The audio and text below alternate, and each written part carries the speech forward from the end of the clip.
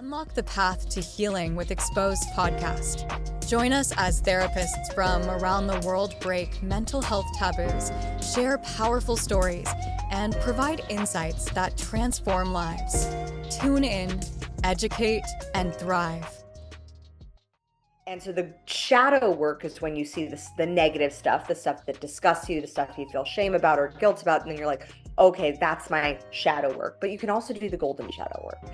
And I think that that's when you start to see qualities in other people that you're like, I really admire that.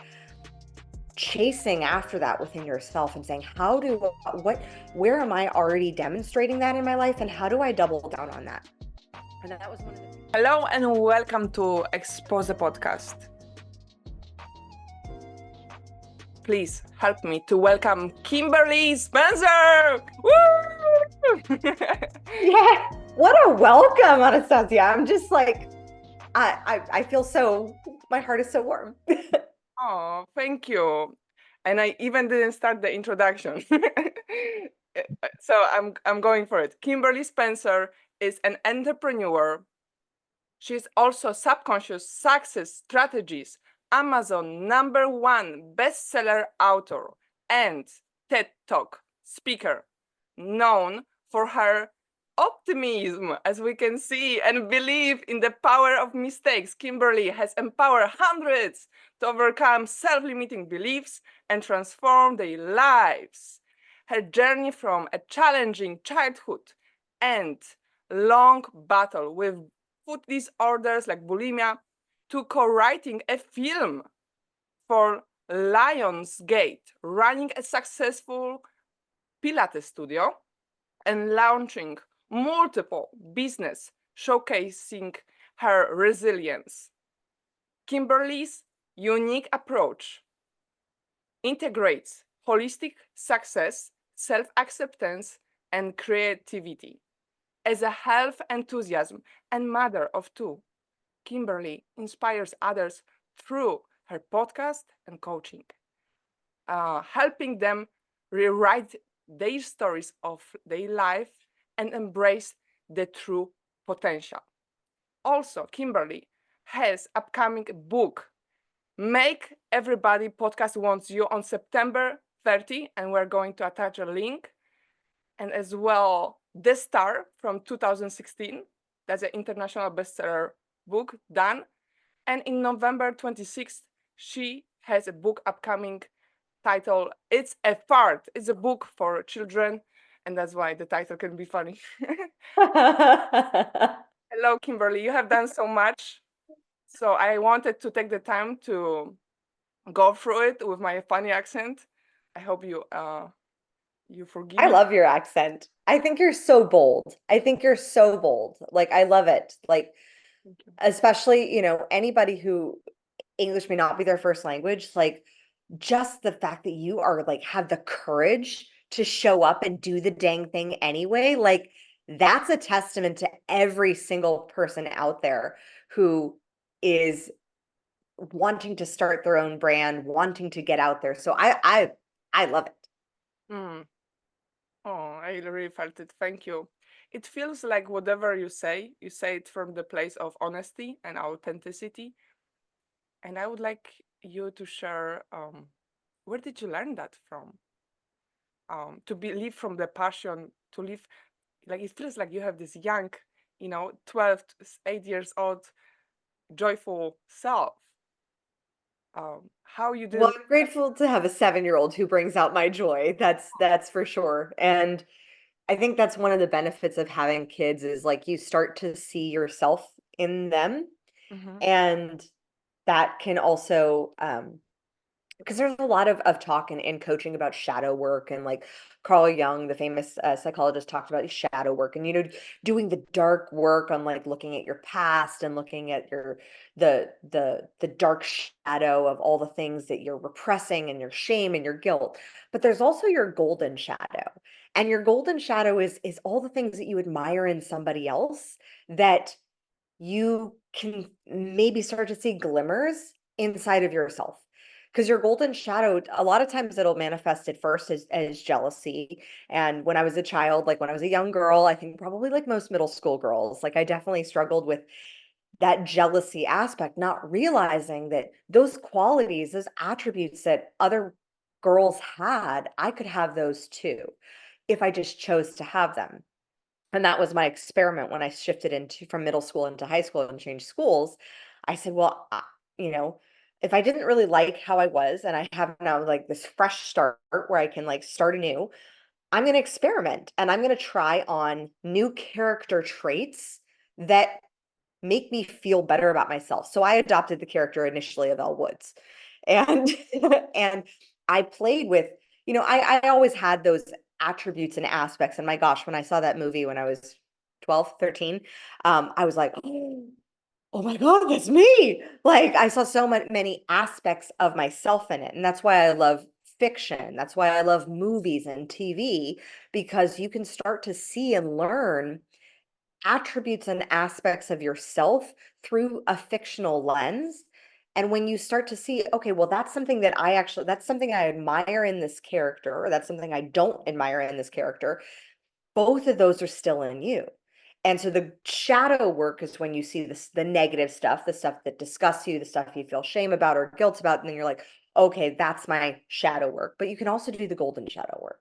And I think that that's when you start to see qualities in other people that you're like, I really admire that. Chasing after that within yourself and saying, where am I already demonstrating that in my life? And how do I double down on that?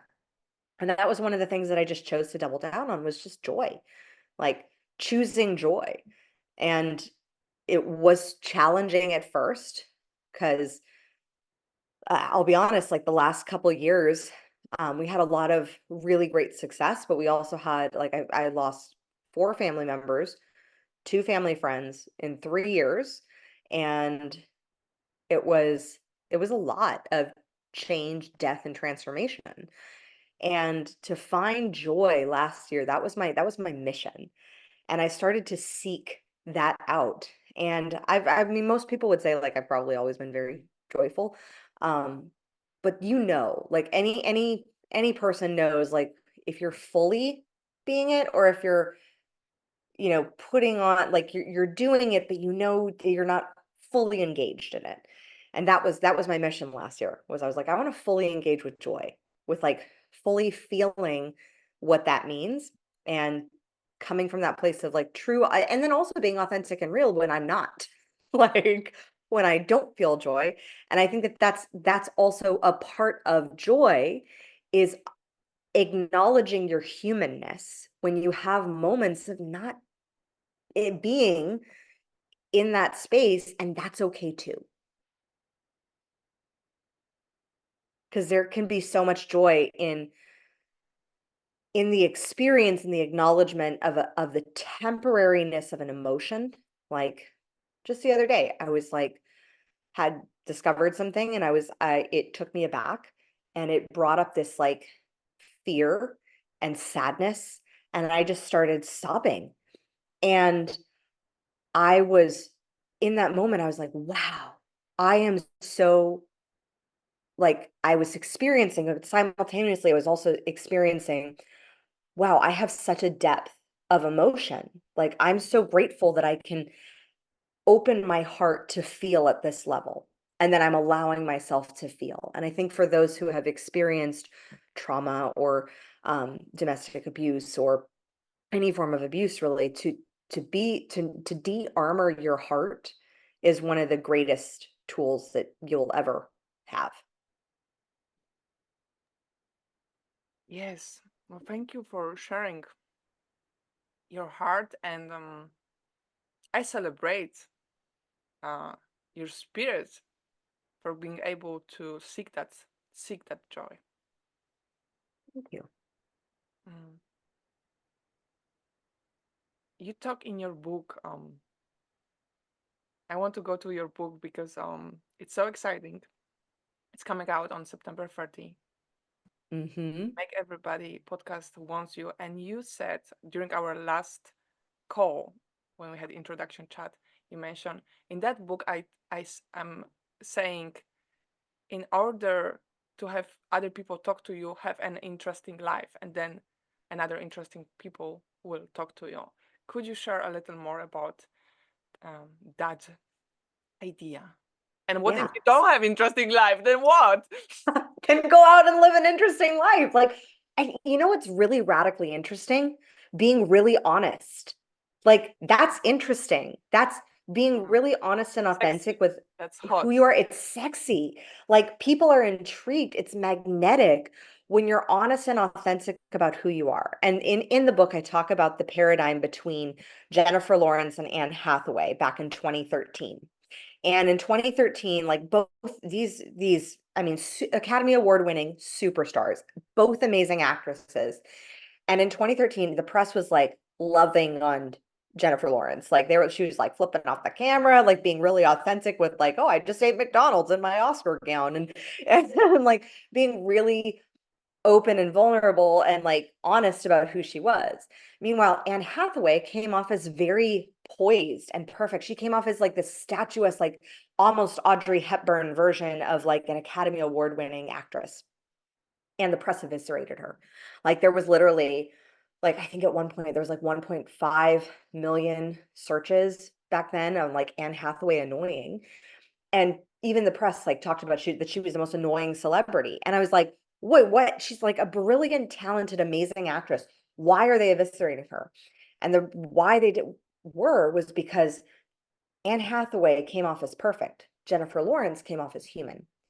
And as humans, with our flaws, with our challenges, with our experiences, we know even if we're the best at putting up a front and looking like everything's the highlight reel of Facebook and oh my gosh, look at my life and I'm traveling and everything's amazing and all that. Even if we can put on that front, we know when we're bullshitting ourselves. Like we know in our heart and soul that we're not perfect. In fact, we know like when things aren't going well.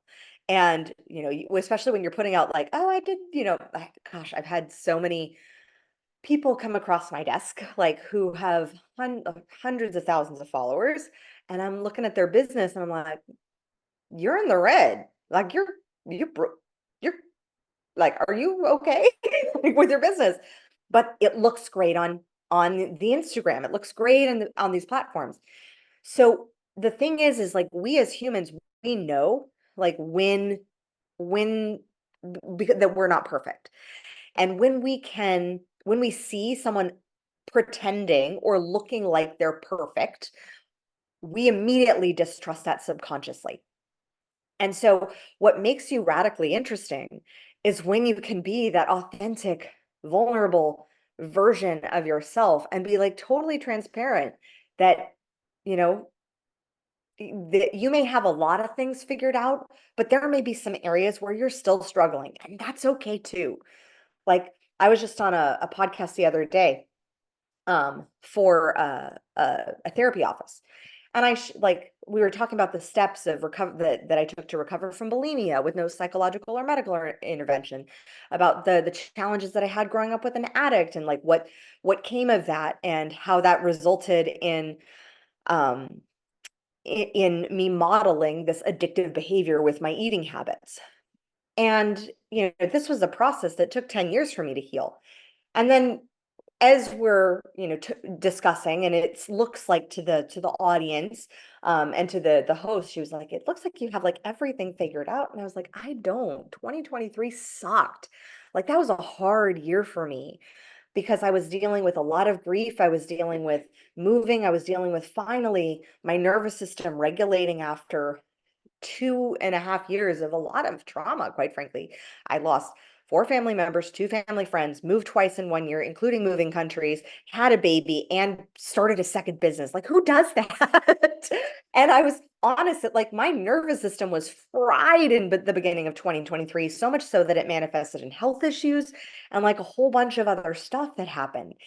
And I'm so grateful looking back on that year, but I had to go through the same baby steps that I still talk about and preach about, you know, making sure that I was getting my sleep and that I was meditating and going back to like really assessing my habits.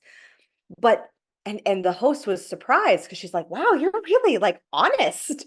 And I was like, "Well, it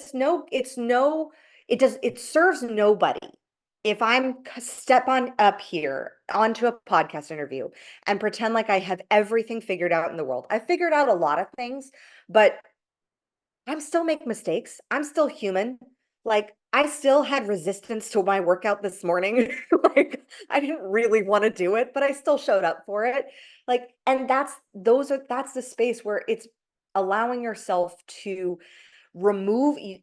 When you take yourself off the pedestal that other people can build for you, you make yourself a much more interesting podcast guest, because then when you're up on a pedestal, you're unreachable.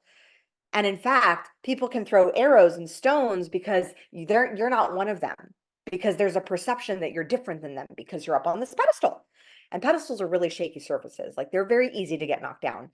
So I highly recommend when you go on podcasts, you don't have to share everything, especially if you're dealing with something emotionally very present that may be something that's challenging. Like I said, like just the other day, there was a challenge that presented itself and I was like, wow, this is really hard. And it's not something that I'm publicly disclosing. But I'm acknowledging that I'm still going through pieces. And you don't have to share every single nitty-gritty detail. You can still maintain your privacy, but acknowledge your human experience on podcasts. Acknowledge that you are still working your own processes of healing and transformation. You are on fire when you talk, and I'm so glad that you stepped into that power, one of your superpowers, um, because it not only resonates but it also feels you're allowing others to be more honest. You're allowing others to model you, because that's how we humans learn. We watch others and then we say, okay, this is appropriate, this is inappropriate. um, I love what you said about the pedestal and the facade. I would like to go deeper and ask you about your thoughts on, um, is it, yeah, maybe ask me, because I had a hypothesis. I am a scientist. So I bring on the science. Let's go. is it fair to say, I was making a research in my laboratory over the brains of humans. No, no, I wasn't. But I was just watching and thinking about life. Um, so is it fair to say that being honest and authentic is a result of, where's the need coming from? Is it coming from being healed, like healing and looking deep inside yourself, and then as you are revealing your true self to yourself and to your therapist or somebody you're working with, then it's easier to do it to others? Is it fair to say that? Or it can, because it makes it a little black and white, and I don't like that too much. Mm-hmm. I would like to know more of your thoughts of on this topic of being authentic and honest. I think with authenticity, like the reason why I am the way that I am is that trying to be perfect almost killed me. And that it broke me and shattered me in so many ways. And it made me develop an eating disorder for 10 years, which is a slow form of suicide. Like that desire and striving for this unattainable level of perfection, because I thought that I needed to contort myself into this person who was skinny enough, smart enough, achieved enough, so that, I could make others happy, so that I could change other people. And really it was perfectionism stems from people pleasing. And when we can honor our authenticity and who we are created to be, like that's honoring the divine nature that we were blessed with and how we were created to be. I know now I'm not for everybody. Like I definitely know in like I learned that the hard way in romantic relationships. Like yeah. Learn that the Know hard way. yourself, know yourself. With you know yourself. Like I didn't know myself to the level that I went off and pulled a Britney when I was 22, ran off and got married to a Navy man. He deployed, and I was like, wow. I remember the moment that I'm standing in my apartment talking to him, and I was talking about how I missed the acting and arts, and like, because I was a screenwriter, and then but I was also acting, and like that was a huge part of my life back then.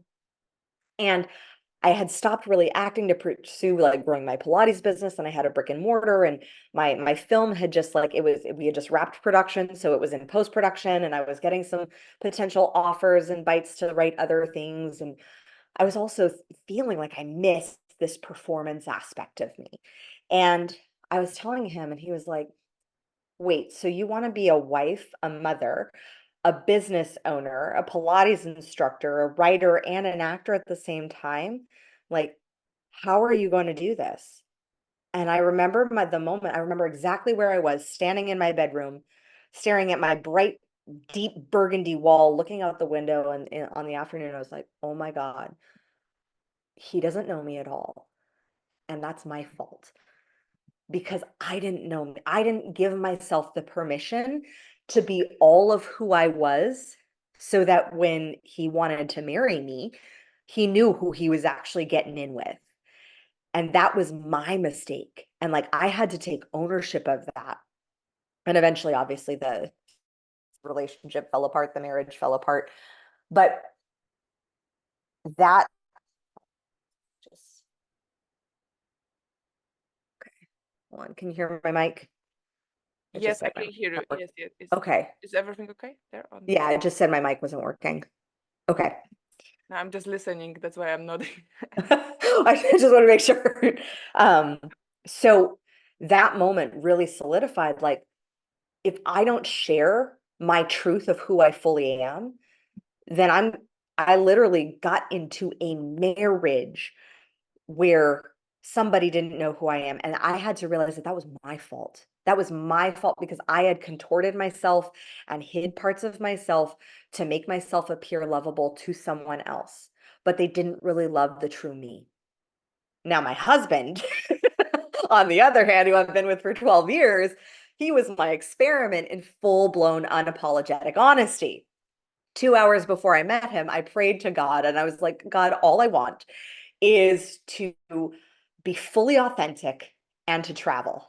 And then this guy, 2 hours later, saunters up to me in a bar. He's very handsome, very roguishly attractive, like had long hair back then, like probably as long as mine is now.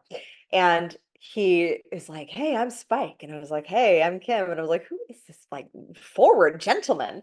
And he's like, "Kim, I got one question for you." And I was like, "What's that?" And he's like, "Are you single?" And I was like, "Oh."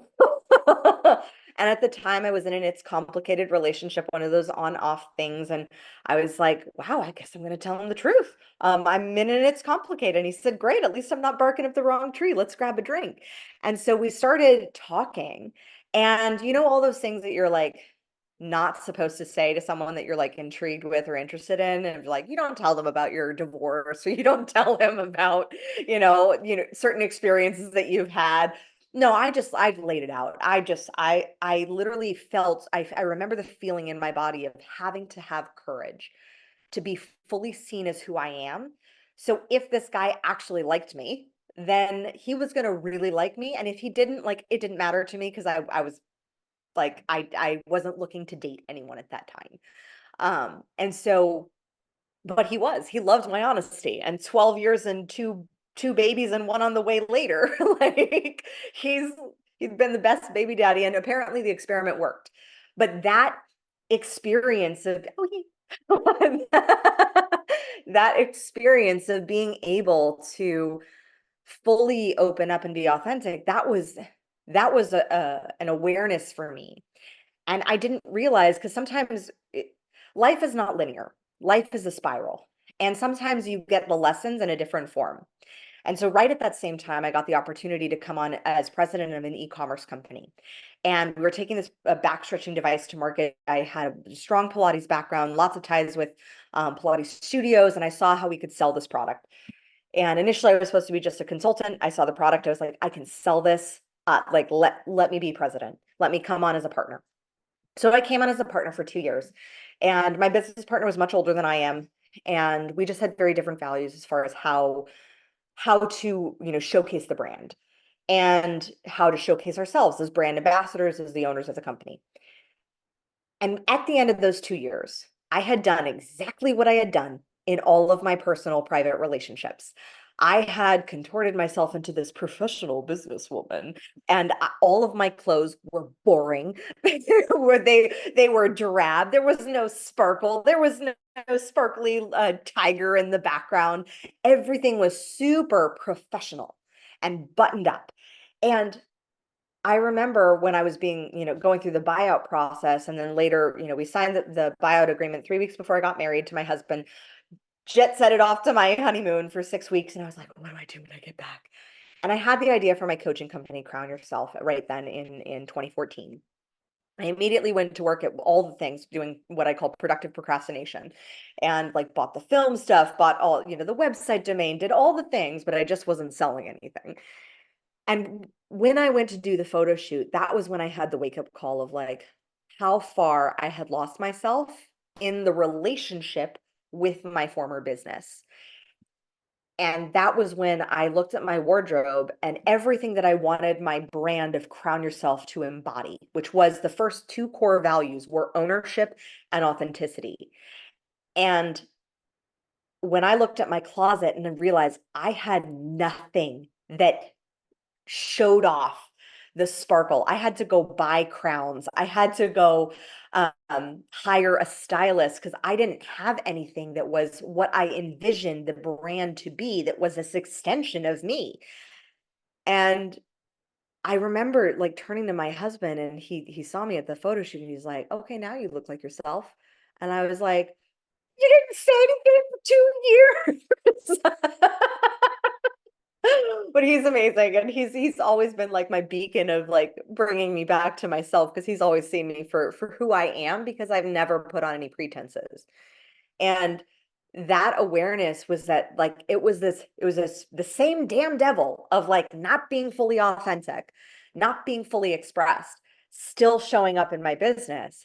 And once I remedied that, that's when I started to get clients. That's when I started to generate income, because that was what was actually attractive. People aren't attracted because when unconsciously you're not fully expressing who you are, people know when something's off.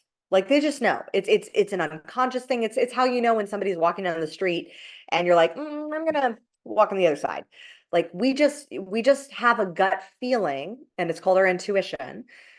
And when you can fully embrace all of you, that's when you start to attract people, clients, followers into your world who are also embracing all of you.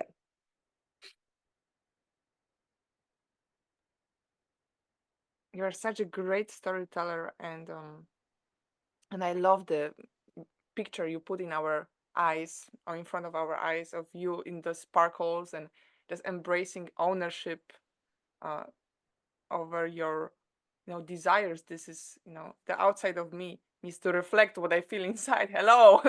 Wake up, people. Yeah. and, Yeah. I mean, your and wardrobe is a huge extension of who you are. And a really quick way to just see if you're being fully authentic and fully embracing who you are and honoring your uniqueness is just go look in your closet.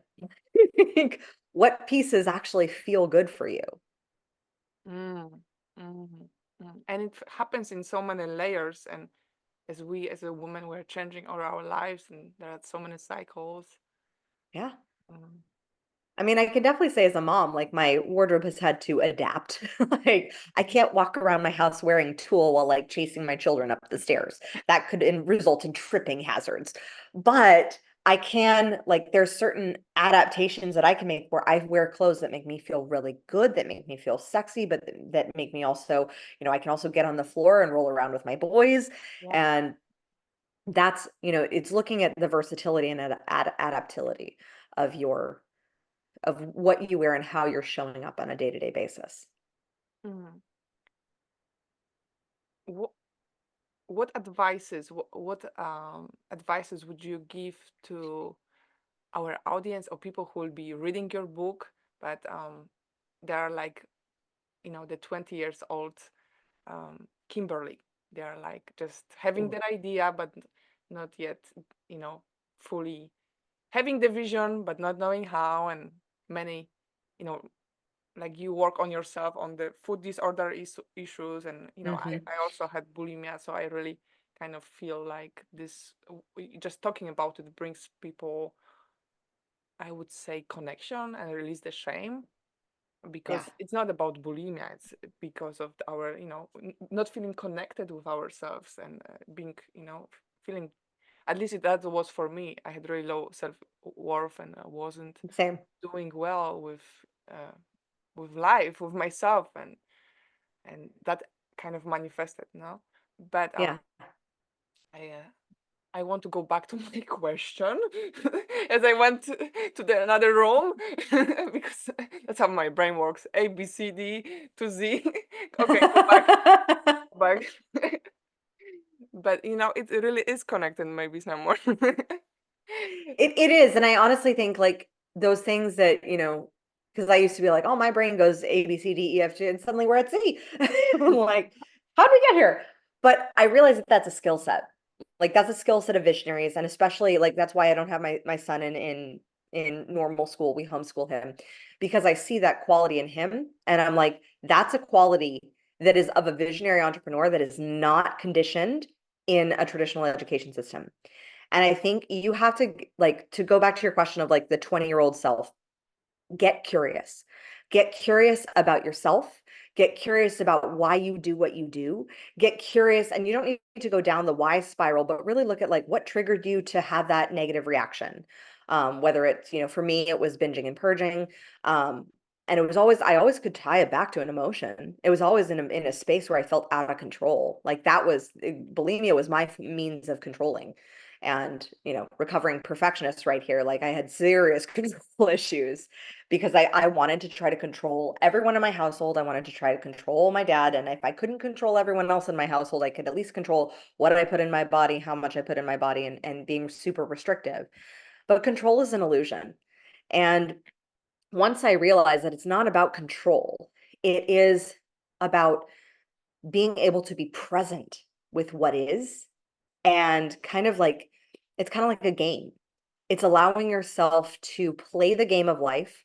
You're dealt a certain hand of cards, and it's like, okay, I don't necessarily like that hand of cards. Here's the game, but I'm going to play these anyways, and I'm going to do the best I can with what I have. And so start exactly where you're at. Get really curious about how you're playing the game, what you're thinking, and start questioning your thought processes. Start questioning your belief systems. Like that was the biggest thing for myself, is that I moved out of the environment of my parents' household. I was living alone, and I highly recommend that to any human, to live alone for at least a year. Allow yourself the grace to live alone by yourself, no roommates, if you can, for a year, and you will learn so much about yourself. You will learn what you believe. You will learn what you were taught to believe. You will allow it, it will give you space to question, like, is this something that I really like? You will learn that toilets don't actually clean themselves. It's a weird thing. I didn't know this when I was 20. I still wonder why. I know. Why don't they clean themselves? Like, They need to invent the ones in one. Japan do. Toto Yeah, toilets, best toilets ever. yeah. I didn't know even. I've never been there, but that's cool to know. We need to bring them here. Right? But you will learn so much about yourself, and allow yourself to start to question, and then gain mastery in a skill set. Like one of the things that to make every podcast want you is top podcasts, they don't want somebody who's just going to regurgitate the same information that somebody can have on Google, right? Like we can you can go find you can literally Google how to be authentic, and you can Google like how to be self-expressed, but it's like, are you actually embodying that?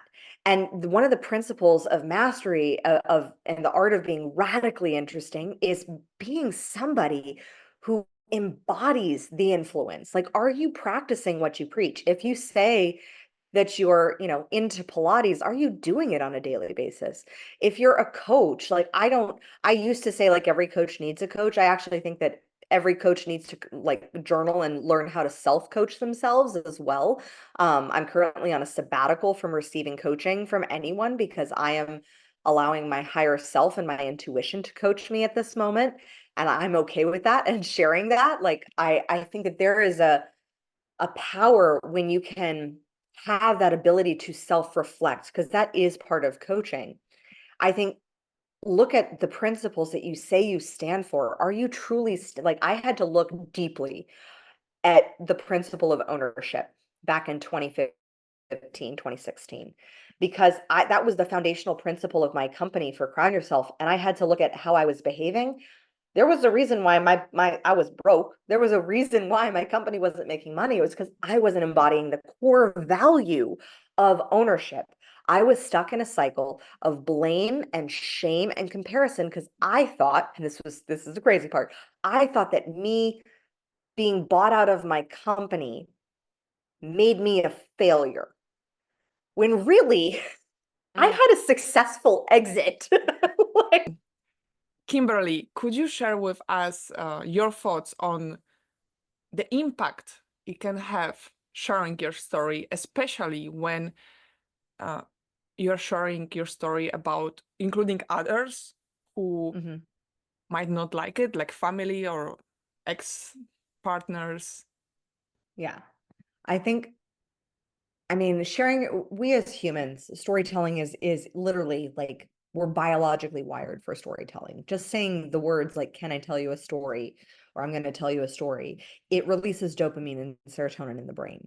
Like it converts short-term memory into long-term memory. We are biologically wired to be storytellers.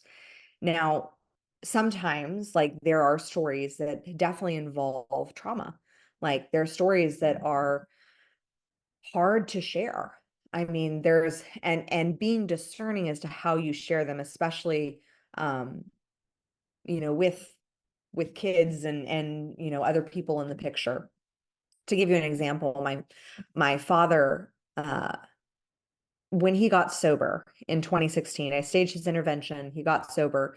In 2018, we had a very powerful conversation. Like 2018 was like our best year. I had my dad that year. Like I had the sober dad. He was amazing. He got to see his grandson. He got to be a grandfather. Like that never would have happened had he been drinking. Like his life is such a testimony to the fact that you can change at any age. And I'm so proud of him. And like one of his proudest accomplishments was that he was able to stay sober completely off of alcohol up until the time that he passed.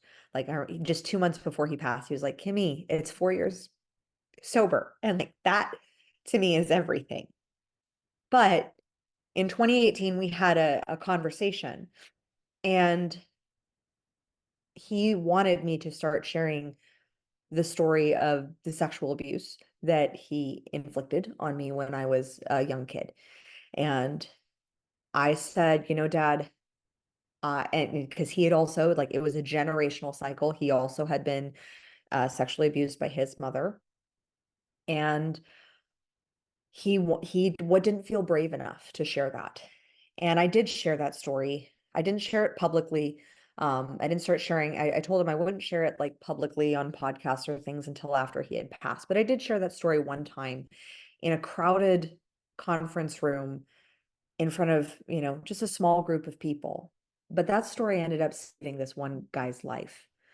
And I would never have had that story or had that experience of the fact that your story can literally save the life of a human had I not been brave enough to share that story about my dad.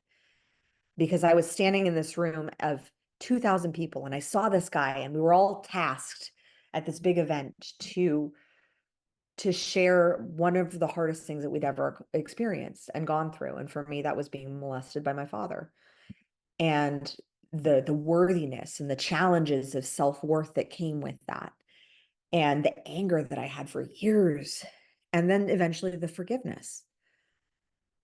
But in this room, I I saw this guy and I looked at him from the corner of my eye, it was like my gut just knew. I was like, he needs to be in our group. And so we all were going around and sharing our story. And this was the first time I kind of publicly admitted it, what had happened. And I look at this guy and it gets to his turn. And there are a few other people who had admitted being emotionally abused, being sexually abused.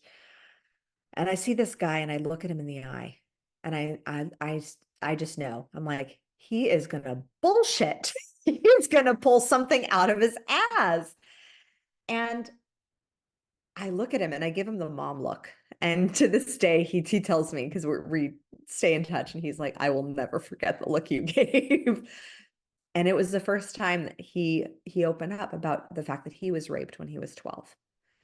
And he broke down.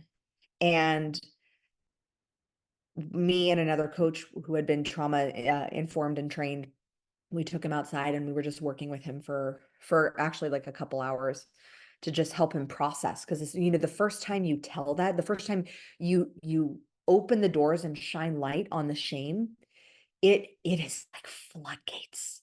It is an experience you don't want to go through alone. And because I remember the first time that I shared that with my mom, and she was like, I don't know how to process this. And it was I was so grateful that I had my mom and my dad to share that with in that space, and that he was brave enough to admit it and like take ownership of it. And that experience though, when we took this gentleman aside, we just coached him, we stayed with him, and I just knew. And I was like, I think we saved a life. And I called my dad and I said, I know that you feel shame and that you have struggled to forgive yourself for what you did, but I've forgiven you. And I think that this actually, what happened has just saved, like what you did actually saved a life today. So I would not go back and change a thing, because I now have a gift and a skill set where I can see things in people.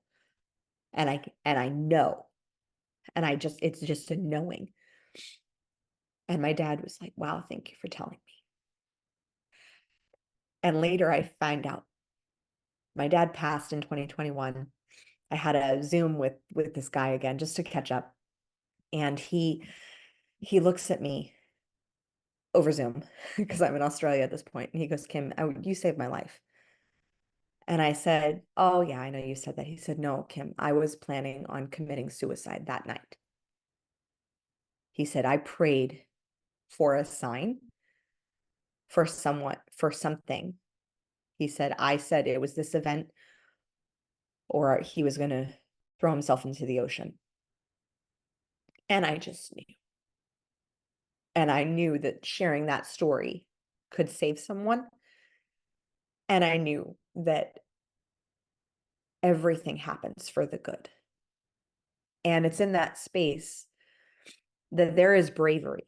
Like it's, even now, like it still touches me.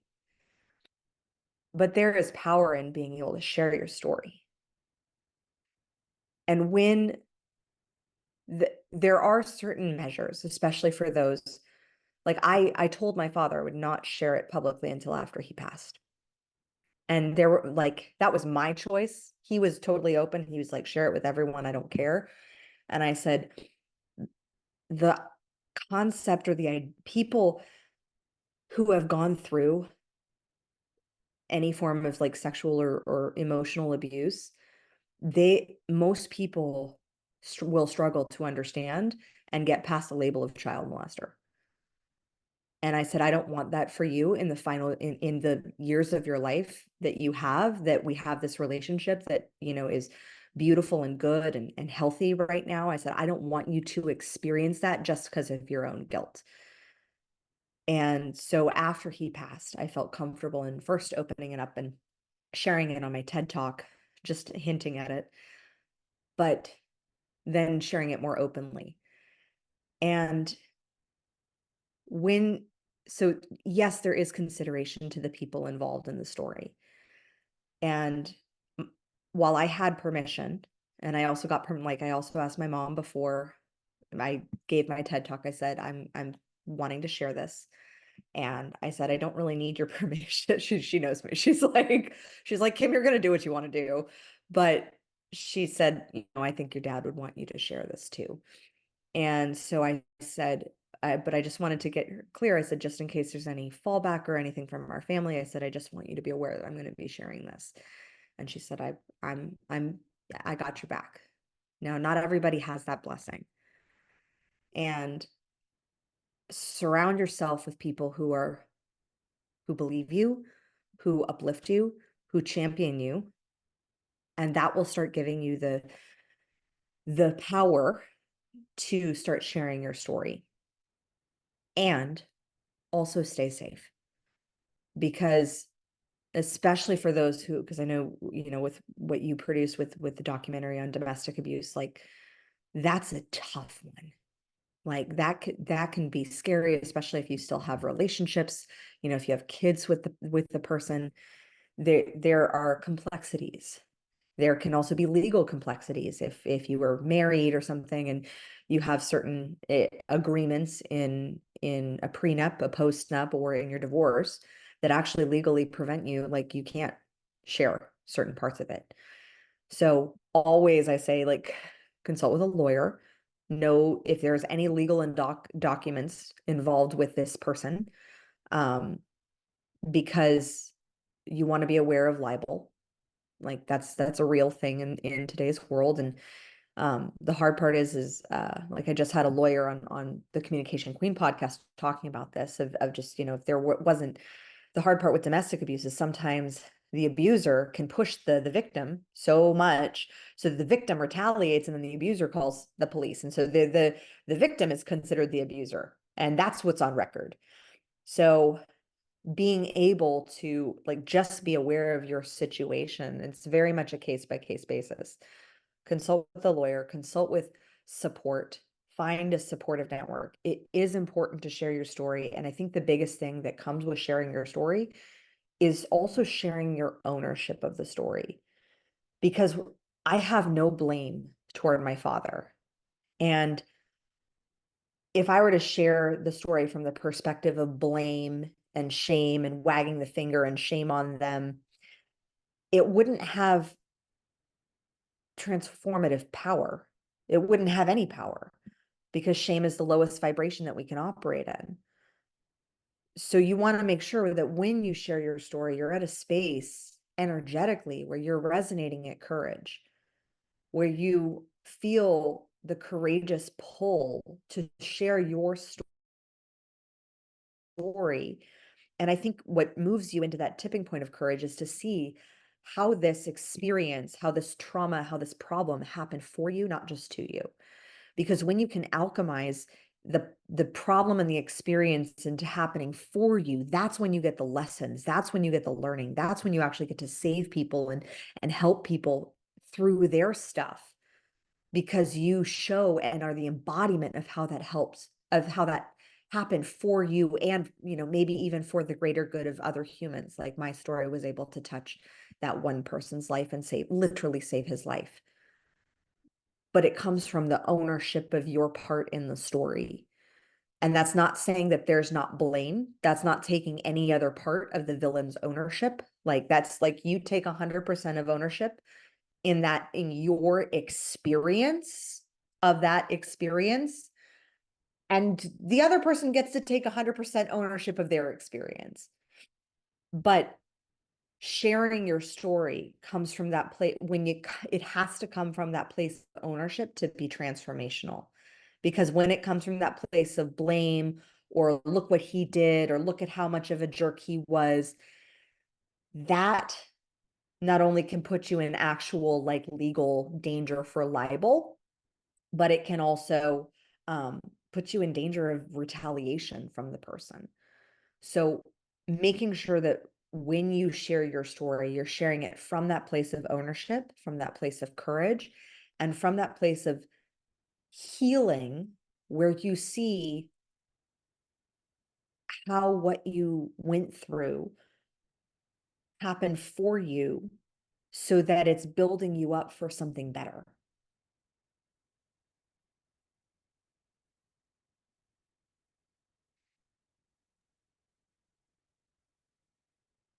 Mm. Powerful. I feel like taking a minute of silence. Um, that was a very, very powerful story. And you went really deep. And I hope that our audience could feel that they also have that power, that it truly is the soul work. And it's um and it always makes me feel like it is opening Pandora box, but also there are so many layers before you actually can share it with the feeling of taking ownership, and it's a journey. It's a journey. Yeah. I mean, I didn't share my story of my business buyout for years because I was scared of legal retaliation from my business partner, just because the legal process through a business, it basically was a business divorce. I was scared of what that would do, like for me or for him, or so it was the same sort of fear. But when I looked at, well, what was my part in it? Well, my experience was that I spent a year and a half after that challenge of going through the buyout process, dealing with lawyers, having lawyers send me not the nicest emails. I found that adding a little bit of humor into the story can serve. Like I regularly make the joke when I share that story specifically about how lawyers who are not on your side do not send the nicest emails, and how I didn't realize like the challenge of that it's not, it's really not personal. It's just business, but it feels really freaking personal when you get those email like attacks. It feels like, but I could share from that perspective of like what it felt like for me, what I took from that experience. And that's, it does take courage when you start sharing those stories, huge amounts of courage. But now I'm so grateful that I get to share that story. And I'm very proud of the fact that I got to be a part of that company. I'm very honored, and I have no resentment or ill feelings toward my former business partner. Like, he's just not a person who's in my life anymore. And I'm okay with that. And I learned a lot from that experience, and I'm very grateful for that. But being able to, it took me a while to get from like the resentment, because there was resentment initially, and there was blame, there was shame, there was guilt, and moving literally through the map of consciousness, as Dr. David Hawkins talks about, of like moving through all of those negative emotions to recognizing the anger, and that the anger was not at him, it was at myself. It was at myself for making some mistakes. It was at myself for, you know, for certain things where I didn't listen to my intuition, and I did something anyways, and one of which was joining the partnership. And that process of being able to like move to that space of neutrality. Once I got to that space of neutrality, then I could share with courage. But you want to get to that place of where when you're sharing the story, that you're not sharing it from that space, that negative space of blame and shame and guilt, because that's where we start resonating and attracting more blame, shame, and guilt, and it creates a cycle. So sharing your story, yes, is incredibly important. Sharing it at a vibration and an emotional level of neutrality about the situation, courage, and ownership over your part is essential. Thank you so much, Kimberly. It was a pleasure to have you today on the podcast, and I'm in awe and amazed of your soul, of how much you were able to release and truly release, because we're just humans.